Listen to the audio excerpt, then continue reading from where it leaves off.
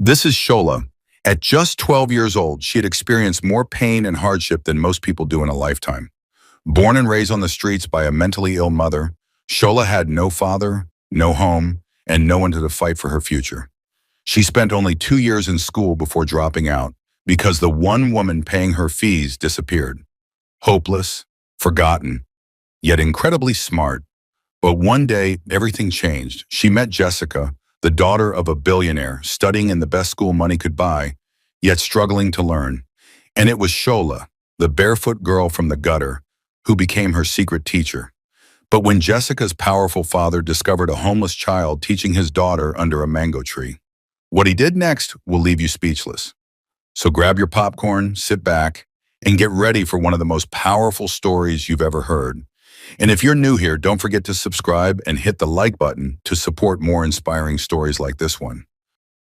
Dirty thing! I said leave here! A raw slap of spit landed just inches from Shola's bare feet. She didn't move. She'd grown used to the insults. The market woman's voice pierced the air again. Is this a rubbish ground? You and that mad woman better shift before I pour water in you. Shola tightened her grip on her mother, Abini, who sat barefoot beside the gutter, mumbling to herself and tracing patterns in the dust with one trembling finger. Her wrapper had fallen halfway, exposing scars and filth, but Abini didn't notice. She was lost in another world, one that only she could see. People walked past. Some slowed down. Some stared. One woman paused, shook her head, and kept walking. No one helped. No one ever did. Shola was 12 years old, but the streets had aged her soul. She didn't cry anymore when people called her names. Daughter of a mad woman. Gutter girl. Cursed child. She'd heard them all. What hurt more was the pity, the empty kind that came with a shake of the head and no hand of help. Her mother used to be beautiful, or so Shola imagined. On rare, lucid days, Abini would sing old Yoruba lullabies and call Shola princess. But those moments were like shooting stars, brief and gone before you could touch them. Most days, Abini couldn't even remember where she was. She'd scream at her reflection in puddles, throw stones at shadows, and run from imagined monsters. Shola had no father, not even a name, not even a photo. Who's my daddy? She'd once asked years ago. Abini had looked at her with hollow eyes and replied, I don't know. The rain. Maybe the rain. That was the end of that conversation. They slept under a broken kiosk near mile 12. If it rained, they got wet. If it was hot, they burned. Their mattress was a flattened carton. Their blanket was silence. Shola didn't even know what it meant to dream anymore. Survival was the only language she spoke. Each morning began the same way. Abini waking up screaming, clawing at the air. Shola would grab her, hold her close, whisper, It's me, Mommy. It's me. Then she'd gently clean her up, sometimes with just a rag and water from a gutter pipe, and lead her back to the same begging spot on the street. Her mother begged. Shola watched. That was their life. Occasionally people dropped coins. Mostly they dropped insults. Mommy, don't talk today, okay? Shola whispered that morning, tucking her mother's wrapper more tightly around her. Just sit. Just be quiet. But Abini suddenly stood and shouted at a passing car, Give me my wings! I left them in your boot! The driver honked and swerved. Shola felt her cheeks burn. She turned and met the eyes of a schoolgirl across the street, neatly dressed, holding a lunchbox. The girl stared for a moment, then quickly looked away, whispering to her friend and laughing. Shola looked down at her own legs, covered in dust, her toenails chipped, her hands dry. Her stomach grumbled, but she ignored it. Hunger was a constant companion. Still, beneath it all, she dreamed. She dreamed of sitting in a classroom, raising her hand to answer questions. She dreamed of wearing a uniform, writing in notebooks, reading books that weren't soaked in rainwater or torn at the edges. She dreamed of someone, anyone, calling her by name without scorn. But who would send the daughter of a mad woman to school? Who would care about a girl whose mother chased birds because she thought they were demons? Nobody. And yet, Shola still hoped. She watched children pass with their backpacks and neat braids, and she whispered to herself, one day she would sit in a real classroom, One day she would escape this cursed corner of Lagos. One day her mother would smile again and know her name. But as she reached into her bag to count the N10 note and the 3 coins they had gotten so far, she heard a hawker shout behind her, "Thunderfire poverty!" Shola didn't look back. She just held her mother tighter and whispered, "Amen." It started with a plate of jollof rice. Shola had been crouching beside her mother near a shoddy that afternoon, her stomach tying itself into knots from hunger. Her mother was having one of her silent days, just rocking back and forth like a broken record, her eyes unfocused, lips twitching. That's when Shola noticed a woman watching her from across the road. The woman stood behind a steaming food stand. Plastic chairs, a wooden table, 2 coolers, and the unmistakable scent of cooked rice and pepper soup. She was fair-skinned, full-bodied, and wore a simple Ankara gown. There was something in her gaze, something that wasn't pity. Shola looked away, embarrassed. She hated being watched like an animal in a zoo. Minutes later, the woman crossed the road and stood in front of her. "What's your name?" she asked gently. Shola stared at her bare feet, then whispered, "Shola." "Where's your mother's?" Shola pointed at the woman beside her, who was now singing to an empty bottle. The woman's eyes softened. "She's sick, isn't she?" Shola nodded. "What did you eat today?" Shola didn't answer. Instead of asking further, the woman held out a covered takeaway plate. "Here, eat." Shola hesitated. Strangers didn't give food without expecting something in return, something she wasn't willing to give. "Don't worry," the woman smiled. "I'm not like the others." That was the first time she met Auntie Linda. The food was hot, the rice sweet, the meat soft. Shola hadn't eaten meat in months. That same evening, Auntie Linda returned with bottled water and soap. "What's your story, child?" she asked as she helped Shola wash her hands. Shola told her everything. The madness, the market, the school she once peeped into, the hunger, the hope, the dreams. She didn't cry, but her voice cracked. Auntie Linda wiped her hands with a handkerchief. "Tomorrow come to my shop. You'll help me clean. In return, I'll feed you. Deal?" Shola nodded so hard her head almost fell off. The next day Shola came. She swept, she washed plates, she served customers, and she watched Auntie Linda carefully, how she smiled at people, how she ran her small business with quiet power. One afternoon, Shola sat under the counter, writing numbers in the sand with a stick. Auntie Linda leaned down and asked, "Where did you learn that?" Shola answered, "From watching the school near the express road. I memorized what the teacher said." The woman blinked. "You mean you never went to school?" "I did, once. For 3 weeks, Auntie Bisi paid, but she moved away." Auntie Linda was silent for a long time. The next week she returned with a gift, a brand new exercise book and a pack of pencils. The week after that, she went a step further. 3 weeks later, Shola stood inside a dusty public school classroom, her hands trembling, heart pounding. She wore a second-hand uniform that Auntie Linda had bought from a thrift market. It was too big, but it felt like a crown. "Behave yourself, oh," Auntie Linda said that morning as she let her in. "Make me proud. I don't have money to waste." Shola nodded quickly, holding the nylon bag with her new book like it was gold. The first day was strange. Children stared, some giggled. But the moment the teacher asked a question and Shola answered before anyone else could raise a hand, everything changed. She was smart, too smart. She answered questions older students couldn't. She memorized poems after hearing them once. She wrote with speed and precision. Even the headmistress asked one day, "Who trained this child?" Shola always said, "Auntie Linda." Every evening after class, she returned to the food stand to work. She cleaned, helped serve, and sometimes got to taste leftover soup or fruit. But her real reward was watching Auntie Linda nod in approval and say, "Good girl." It was the first time Shola felt seen, felt loved. Then just when life seemed like it was turning, everything changed. Auntie Linda came home one night holding a white envelope. "My sister in the UK finally processed my papers," she said, tears in her eyes. "After 7 years of waiting." Shola smiled. "So we're traveling?" The woman stopped smiling. "No, Shola, just me." The room grew quiet. Shola blinked. What about me? Auntie Linda sighed deeply.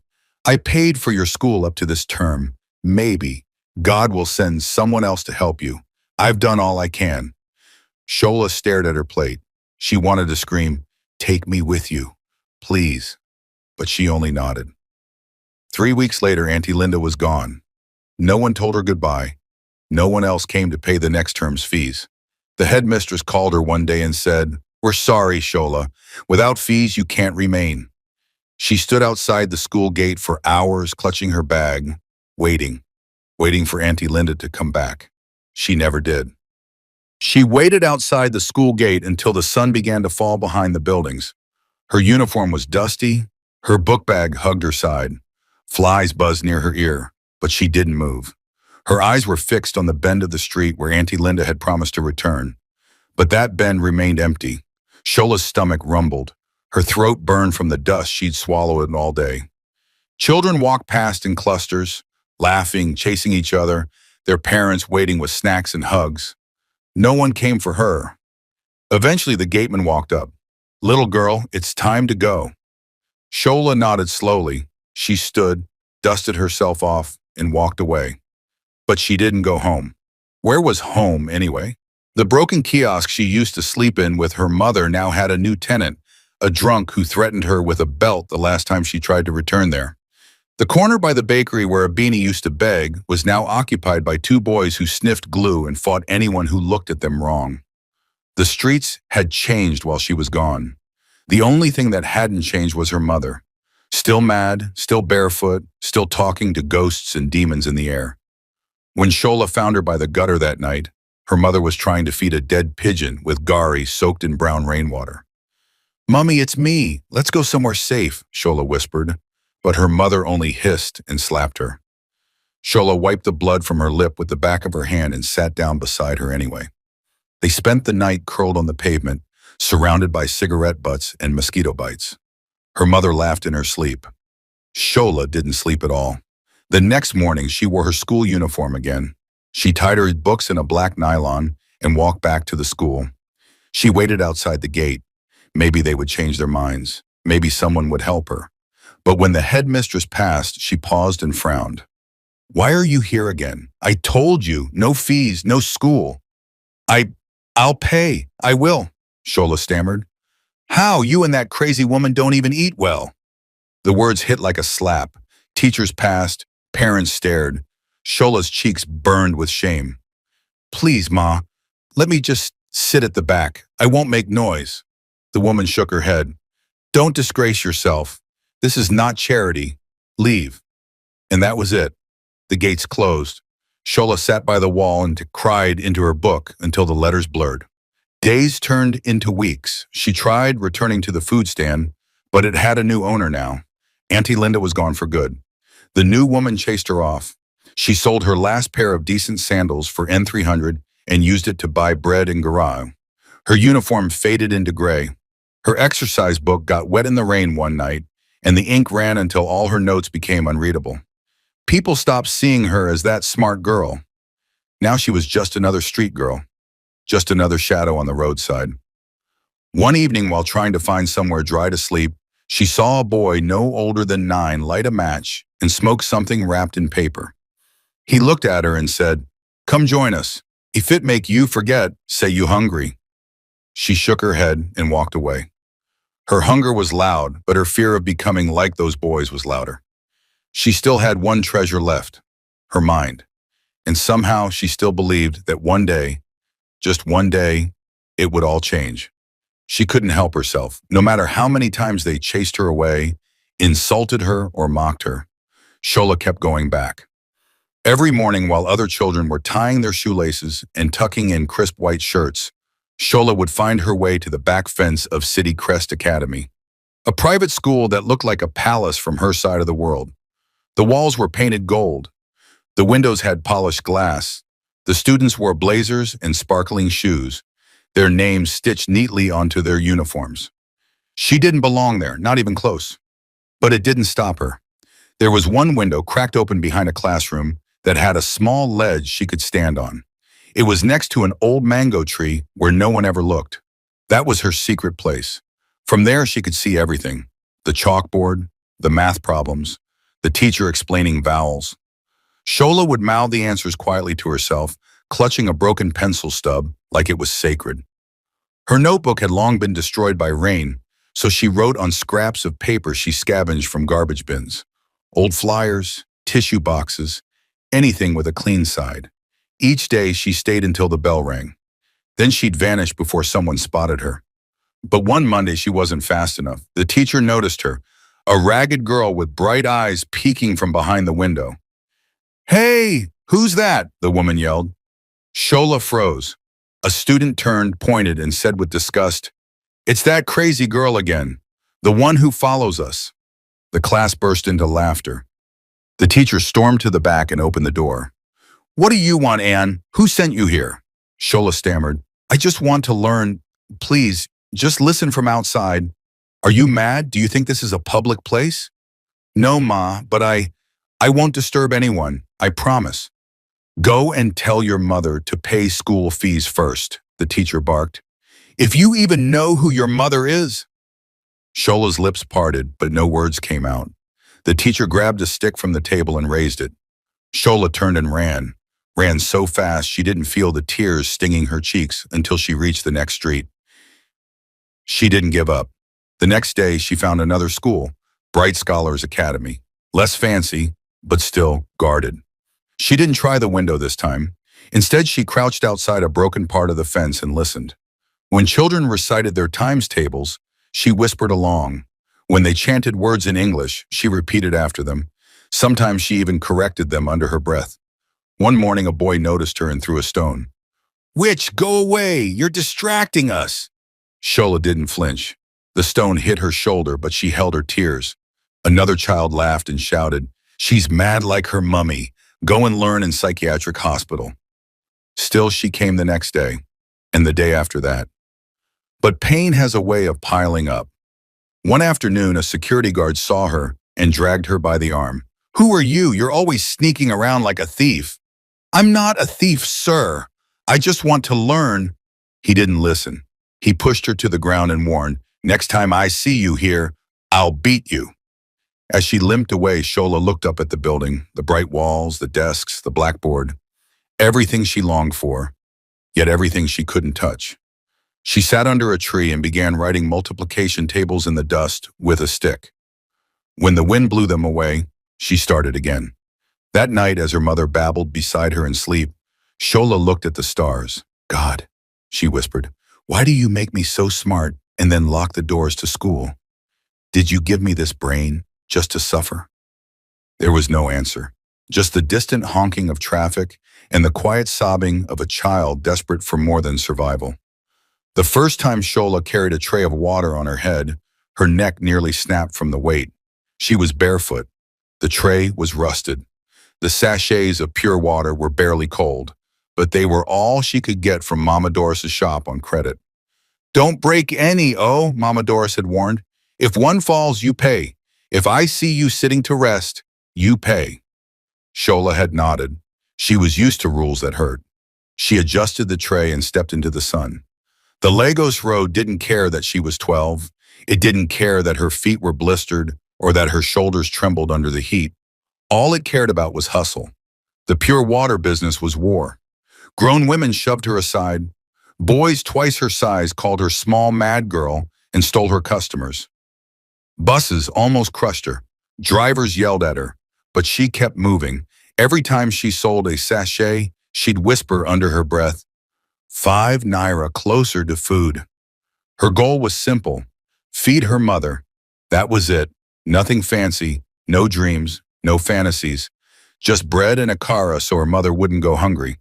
By midday, her legs were shaking. Her lips cracked. Her body begged for rest. She found a corner under a faded billboard and sat. She had sold 12 sachets. That was N120. If she sold 10 more, she'd have enough to buy Gary and okra. A man walked past, saw her, and dropped N200 into her tray. "Go buy something, little one," he said. She blinked. "Thank you, sir," she whispered.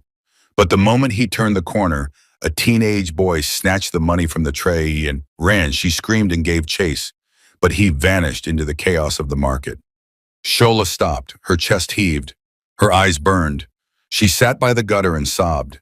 People walked past. No one looked twice. That evening, she returned to the roadside where her mother sat, humming to herself and clapping like a child. Shola forced a smile. "Mummy, I brought bread." Her mother looked at her, confused.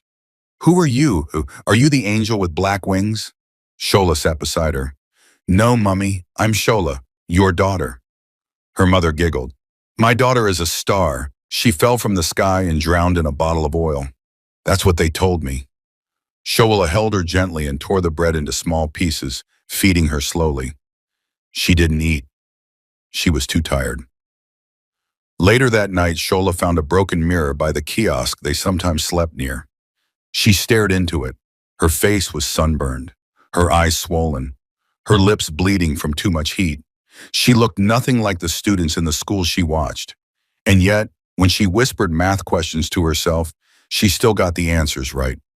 "When you divide 6 by 3, what do you get?" she asked herself quietly. 2. She smiled, no matter how much the world tried to break her. Her mind was still sharp. Her fire still burned. And that was enough to keep her going. The next day, she was back on the road, tray full, feet raw, heart steady. She was selling water. But in her heart, she was still chasing something bigger. A chance, just one chance to prove that the daughter of a mad woman didn't have to die in the streets. Shola wasn't supposed to be there. Queen's Crest International School had tall, polished gates, guarded by men in navy blue uniforms with radios clipped to their belts. Children arrived in air-conditioned SUVs, escorted by drivers in white gloves. The walls shimmered with fresh paint. The glass windows reflected the sun like diamonds. It was a school for the rich, the elite, definitely not for the barefoot daughter of a roadside madwoman. But Shola had seen it one too many times from afar. And today, something inside her said, "Go closer." She had no money, no plan, and no right, but she had eyes filled with longing. So she crept around the side fence where bush and weeds grew wild. She found a small gap near a drainage pipe and slid in, brushing off thorns as she slipped through. Her heart pounded like a war drum. She expected to be caught immediately, but no one saw her. She walked past flower beds, hiding behind trees, ducking every time she saw a teacher or student. Eventually, she found a quiet spot behind a large mango tree near the back field. From there, she could see one of the junior classrooms through a winding open window. She crouched low, pulled out a pencil from her pocket, and began copying the words she heard onto a scrap of nylon. She was halfway through, sounding out a difficult English passage when she heard a voice behind her. "You're the girl they always chase away, right?" Shola's heart stopped. She spun around. A girl about her age stood there, her hair braided in neat cornrows, her uniform spotless. Her name tag sparkled, Jessica Agu.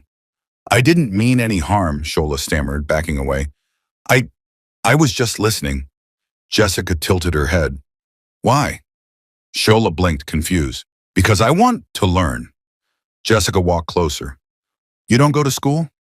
"No, my mother, she's sick. We live on the streets." Jessica looked down. Her polished black shoes made no sound in the soft grass. "People laugh at me too," she said quietly. "They say I'm dumb, that my dad paid the school to keep promoting me." Shola looked up, surprised. "You?" Jessica nodded. "I don't understand anything they teach in class.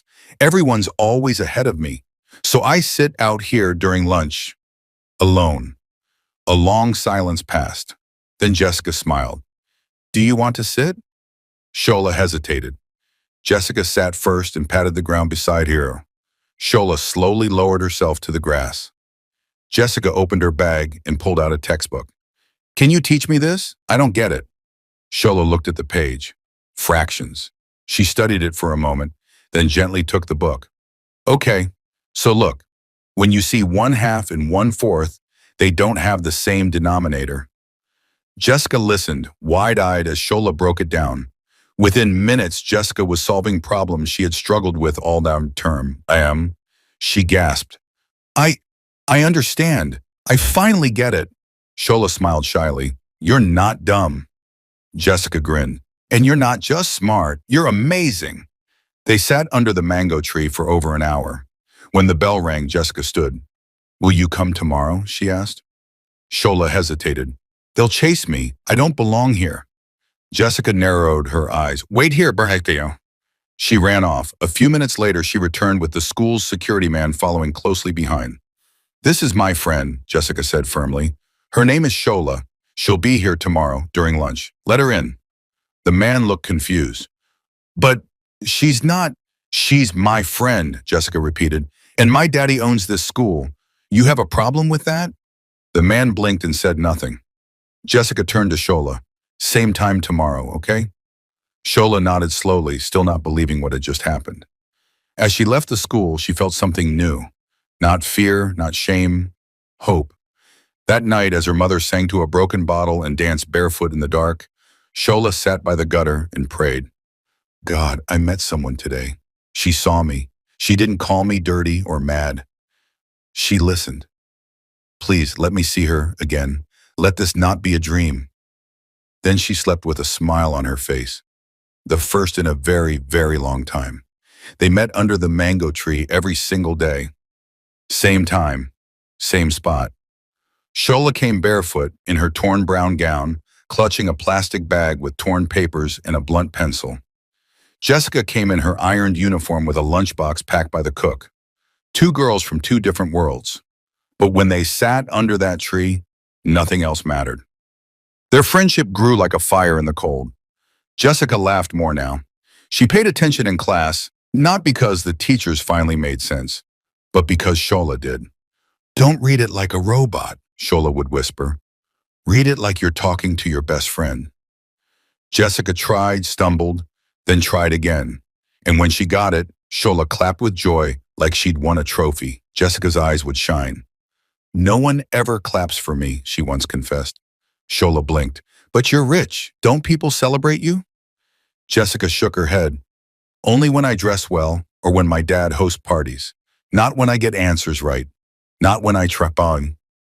That day, Shola held her hand and said something she never thought she would say. "You deserve more." Jessica didn't say anything. She just held Shola's hand tighter. One afternoon, as they shared Jessica's spaghetti and plantain under the tree, Jessica asked, "Do you have a best friend?" "You," Shola replied without thinking. Jessica smiled. "Me too." Then her smile faded. "Shola, what if my daddy finds out?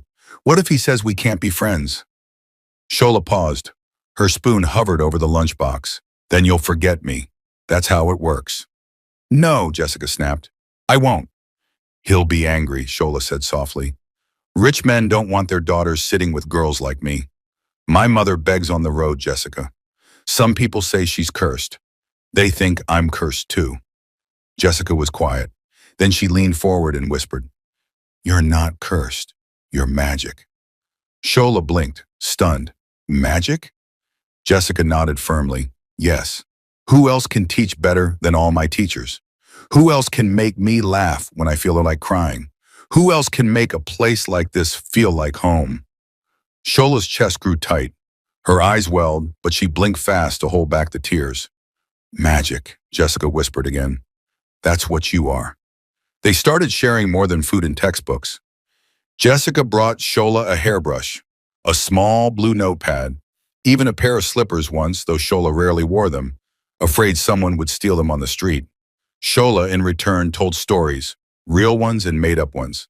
Stories about stars falling in love with street kids, about girls who found schools in dreams, and about mothers who got healed by rain. Jessica listened like every word mattered. And it did. For the first time in her life, Jessica didn't feel alone. And for the first time, Shola didn't feel invisible. But they kept it a secret. Jessica didn't tell her teachers, didn't tell her classmates, definitely didn't tell her father, Chief Agu, one of the most feared and respected billionaires in Lagos. She didn't know how to. How do you tell a man who ran oil companies and sat on TV panels that your best friend was a street girl with no shoes? And so, under the mango tree, the two girls built a world of their own. A world where names didn't matter, where background didn't exist, where a billionaire's daughter and a madwoman's child could dream the same dream. Together. One day, Shola didn't show up. Jessica sat under the tree, waiting. She checked her watch. 30 minutes. Then an hour. Still no Shola. Panic crept into her chest. Had something happened to her? Had she fallen sick? Or worse, had someone chased her again? She stood ready to run to the gate when she heard a soft voice. Jessica! She turned.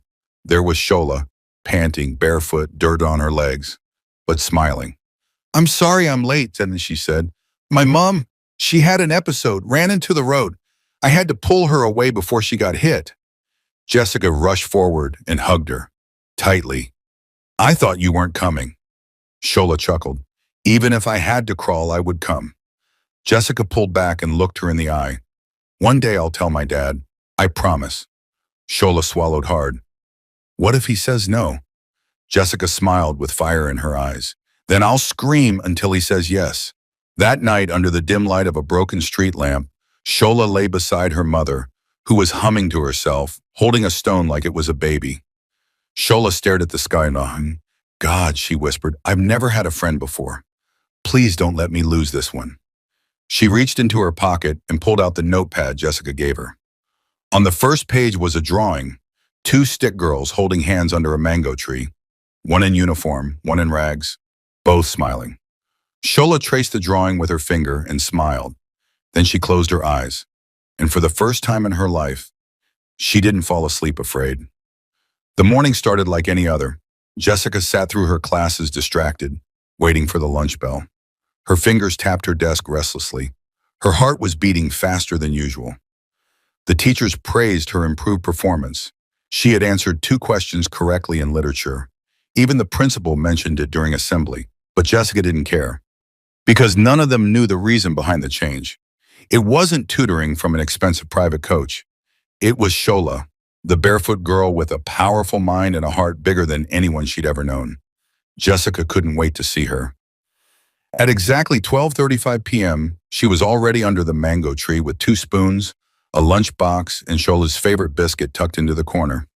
Then she heard it, the low hum of black SUVs rolling into the compound. Students turned to look. Teachers froze mid-sentence. Even the security men adjusted their uniforms and saluted. Jessica's stomach dropped. Daddy? Why is he here? Chief Agu didn't visit the school without warning. He was too busy for surprises. His name alone carried weight. His presence filled every space before he even spoke. Jessica stood quickly, brushing crumbs from her skirt. She didn't know what to do. Then, before she could act, Shola appeared, breathless, smiling, barefoot as always. I'm here, she said. Sorry, I had to fetch water before leaving. But Jessica wasn't smiling. Her eyes were locked on the figure stepping out of the SUV, tall, dark-skinned, impeccably dressed in a black caftan and leather sandals. Chief Agu, her father. Shola followed her gaze, her body stiffened. Is that? Jessica nodded slowly. My dad. Shola's smile vanished. Panic crashed through her chest like a wave. I have to go, she whispered. But it was too late. Jessica, the deep voice echoed across the lawn. She turned. Chief Agu walked forward, followed by 2 assistants. His eyes were sharp, calculating, confused. What are you doing out here? He asked. Jessica swallowed hard. I was having lunch. With who? Chief Agu looked to his daughter's side and saw Shola, a girl in a torn gown, legs covered in dust, holding a worn-out nylon bag and a half-eaten biscuit. His brow furrowed. Who is this? Shola bowed her head, her mouth open, but words refused to come out. Her entire body trembled. Jessica stepped in front of her. This is Shola. She's my friend. You're what? She helps me. She teaches me. Chief Agu blinked. Excuse me? Jessica took a breath and stood taller. The reason I've been doing well in school is because of her. She teaches me during lunch every day, and I understand her better than any teacher here. A long, heavy silence followed. Chief Agu's eyes remained fixed on the trembling girl behind his daughter. Then he asked quietly, Who are your parents, child? Shola barely looked up. Her voice was dry and cracked. I don't know my father, sir. My mother, she's sick. She begs by the roadside near Oshodi. People call her mad. We have no home. One of the assistants shifted awkwardly. Chief Agu's face remained unreadable. You're not in school? Shola shook her head. Why? No one to pay fees. My only sponsor. She left the country 2 years ago. Jessica grabbed Shola's hand. Chief Agu watched the gesture, his daughter holding this girl's hand like a lifeline. And for the first time, he softened. You've been coming here every day, teaching her, in secret? Jessica nodded. I wanted to tell you, but I was scared. He looked at her, and for once his voice lowered. Scared of me? Jessica whispered. Scared you wouldn't let me see her again. The billionaire turned back to Shola. She flinched. I'm not here to hurt you, he said slowly. Take me to your mother. Please. Shola took a shaky step back. Sir, please. Don't punish her. She doesn't know what I do here. She's not well. If I stop coming, I'll stay away. Just don't hurt her. I won't, Chief Agu said gently. I just want to see her. Jessica looked at her father. Promise you won't chase Shola away. He stared at both girls, two children from different worlds, but somehow they had found each other.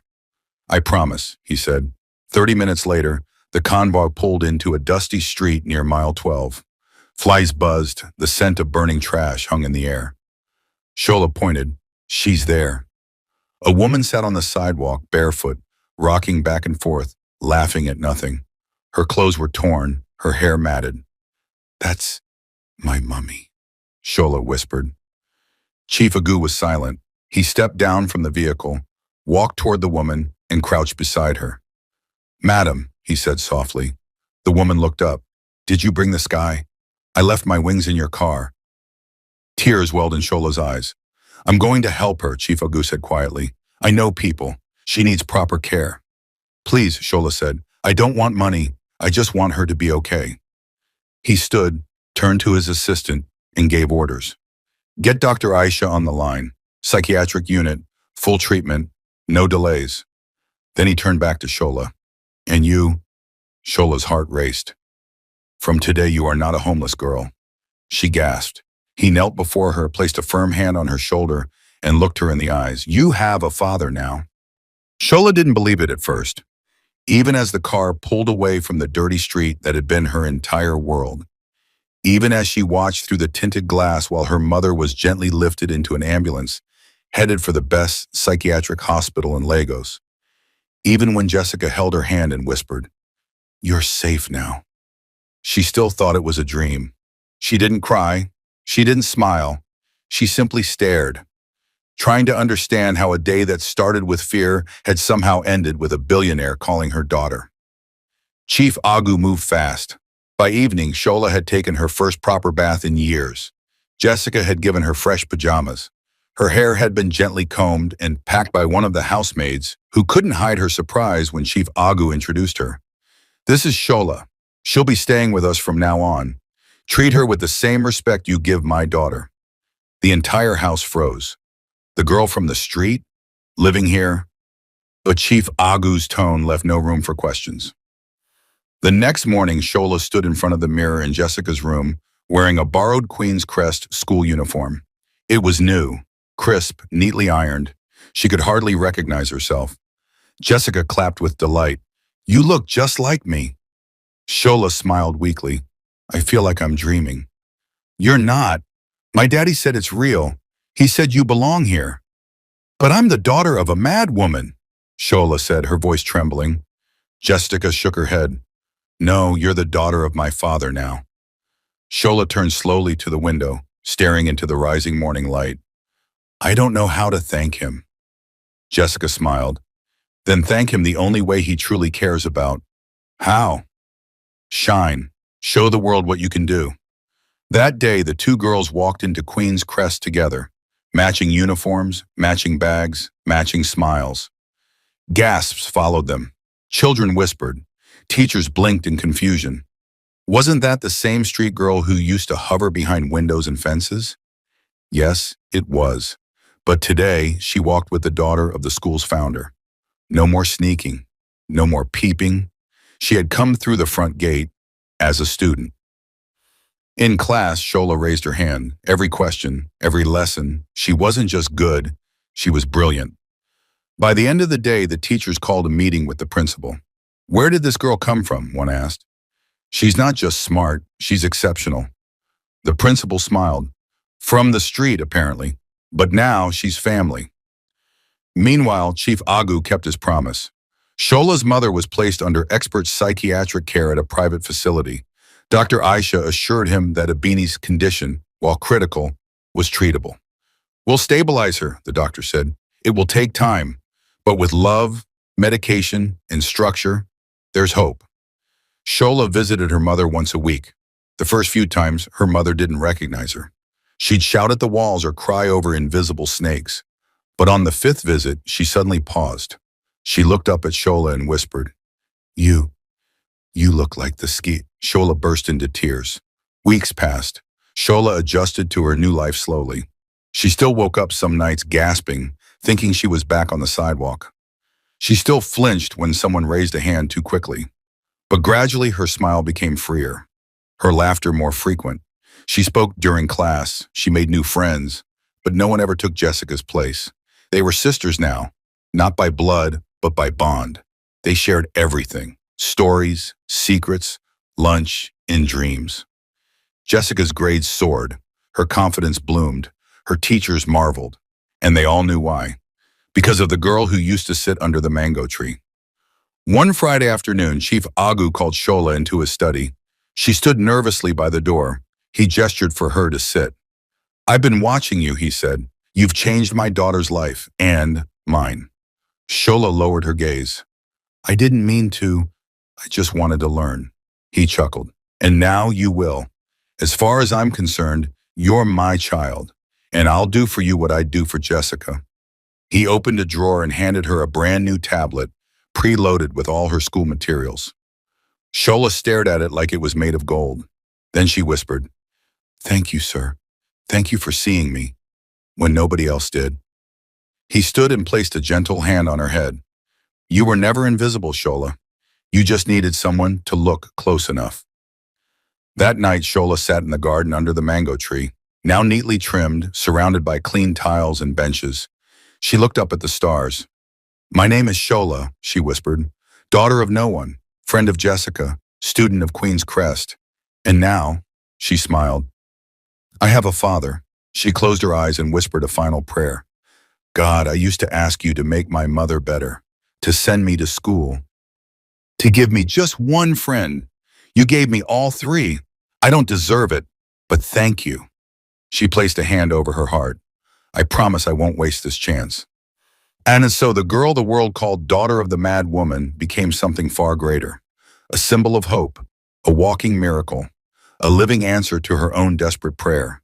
And for Chief Agu, for Jessica, and for everyone who ever believed that love and education can change a life, Shola was proof. The future had finally opened its doors, and she walked through them, head held high. No child is born worthless.